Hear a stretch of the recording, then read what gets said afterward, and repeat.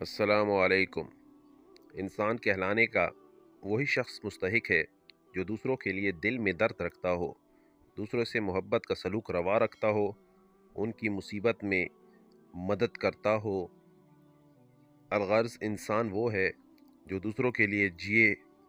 حقیقت میں انسانیت کی خدمت ہی اصل عبادت ہے۔ مخلوق خدا کی خدمت کرنا اور ان کی مشکل وقت میں مدد کرنا بہت بڑی نیکی ہے۔ معاشرے میں ایک اعلیٰ کردار انسانیت کی خدمت کو اپنا شعار بنا لینا، دوسروں کے دکھ کو اپنا دکھ سمجھنا، اخلاقی زندگی کا اصل جوہر یہی ہے۔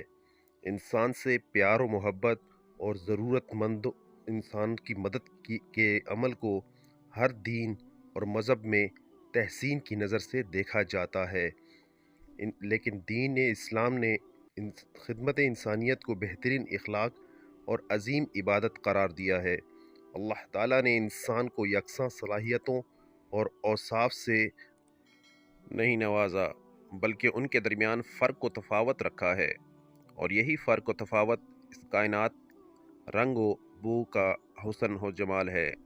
اعمال میں سے اللہ کے ہاں سب سے پسندیدہ وہ ہیں جن سے مسلمانوں کو خوشیاں ملیں، یا ان سے تکلیف دور ہو، یا ان سے قرض کی ادائیگی ہو، یا ان سے بھوکوں کی بھوک دور ہو۔